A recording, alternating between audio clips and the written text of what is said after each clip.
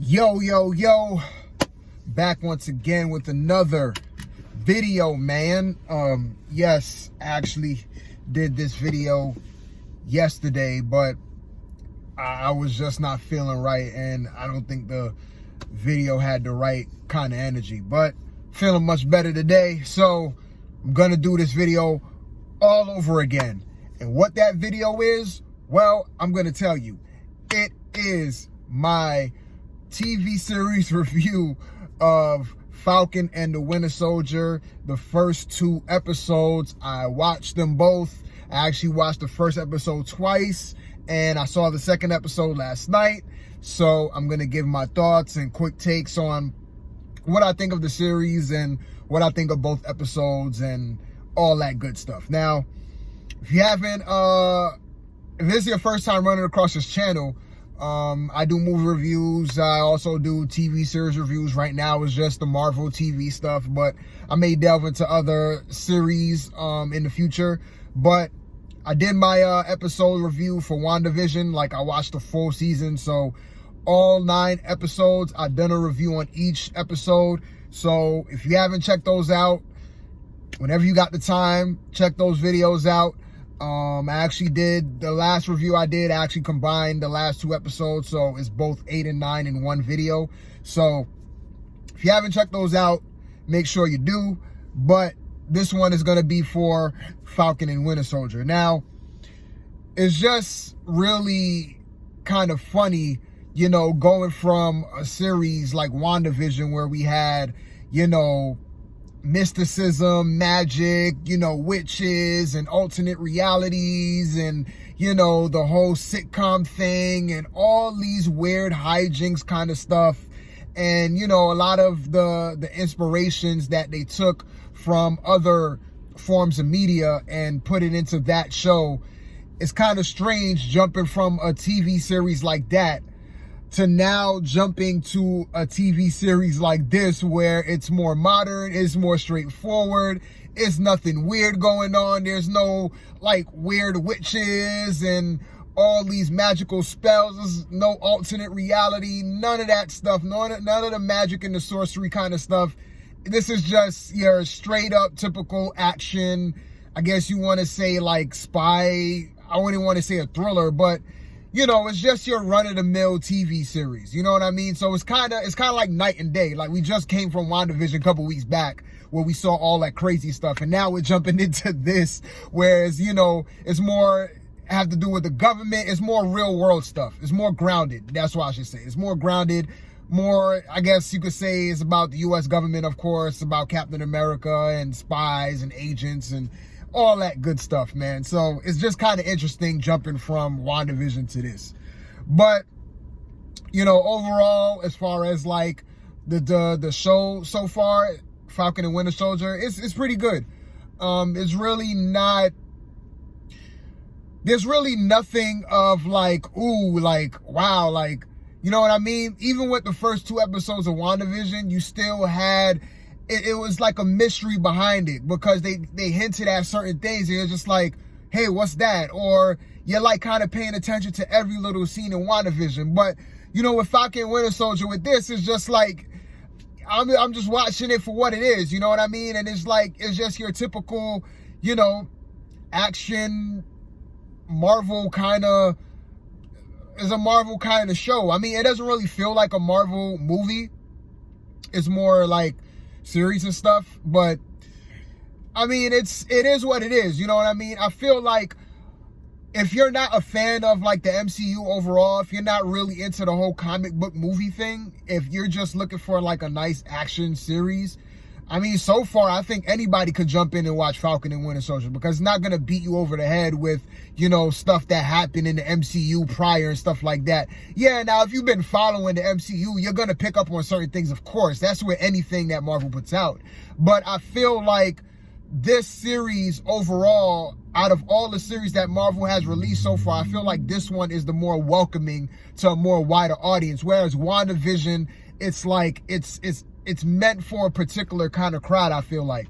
Like if you're into the MCU, you're gonna watch WandaVision. Or also, if you're just a big sitcom guy, like you grew up watching sitcoms and you want to see, how they do it, with WandaVision, it was more like a niche kind of thing. It was more like a different take on something.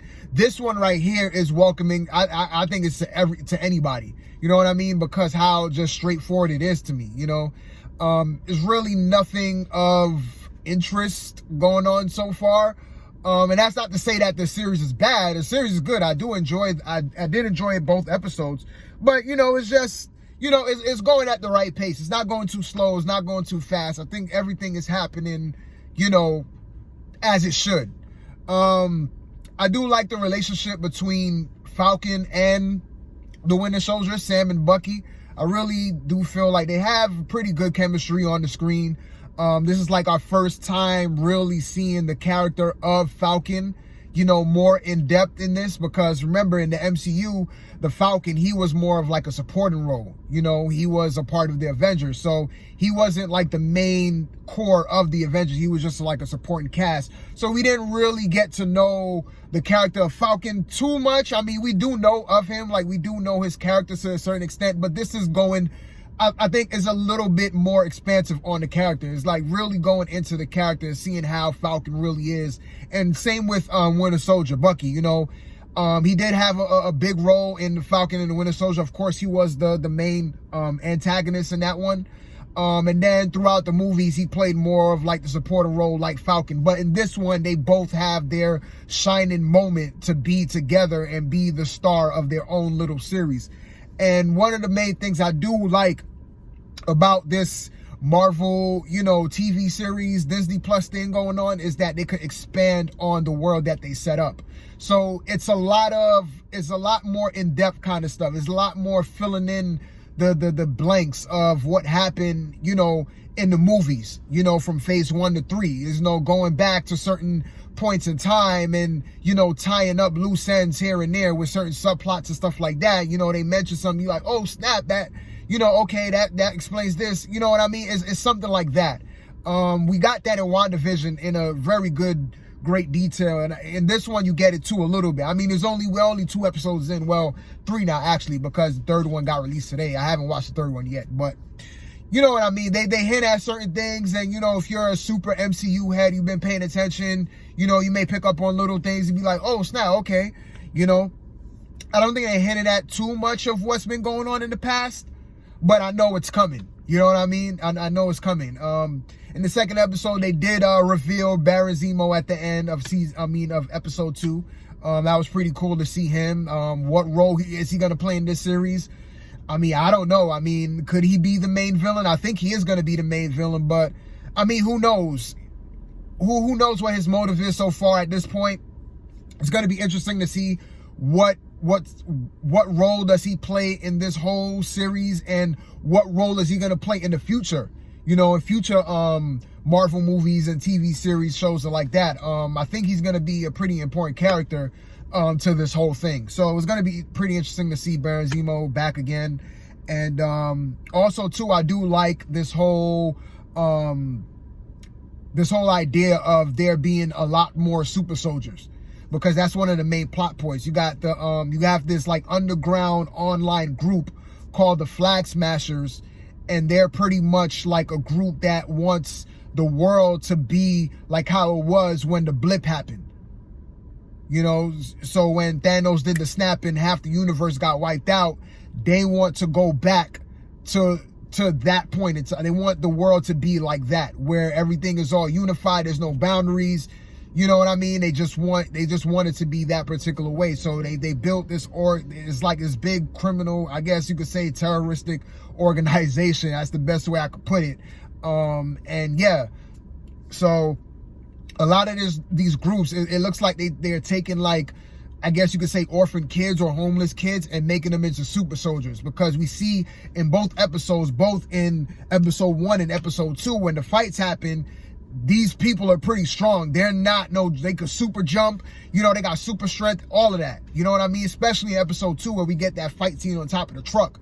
That was pretty cool, man. That's another thing. The fight scenes are pretty good. I do enjoy it. It's an entertaining series overall, man. Like, they got like their nice little action scenes that you could enjoy and digest. And like I said, with this super soldier thing, I really want to see where this goes, because I think that is pretty interesting. And in episode 2, we got introduced to another character. I don't know if he's gonna be in more episodes, but I really found it interesting that they had a black, black super soldier, and he existed from way back in the 40s and the 50s. He actually fought Winter Soldier in one of the wars, and I think he took part of Bucky's arm off. So yeah, it's pretty interesting that we got like this whole group of super soldiers now. And this series, we get introduced to the new Captain America. So it starts out in episode 1 where Sam, he gives up his shield to the museum, the Smithsonian Museum. And basically the government said, F you, we're going to take this shield and we're going to give it to a new Captain America. So he's going to take the mantle of being a new Captain America. So this Captain America, he does not look the part at all. I think that's for a reason. He's supposed to look like that. I watched a video on YouTube where they said that it was film theory. I watched their videos a lot. They do a lot of theories on TV shows and movies and stuff. And one of the episodes they did was on Falcon and the Winter Soldier on episode 1, and who this new Captain America is.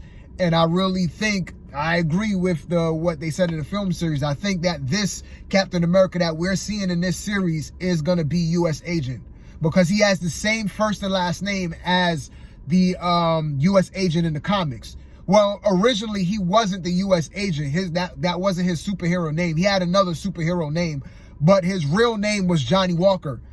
And in the comics later on, they changed it to U.S. agent, but he had another name. I just forgot the other name.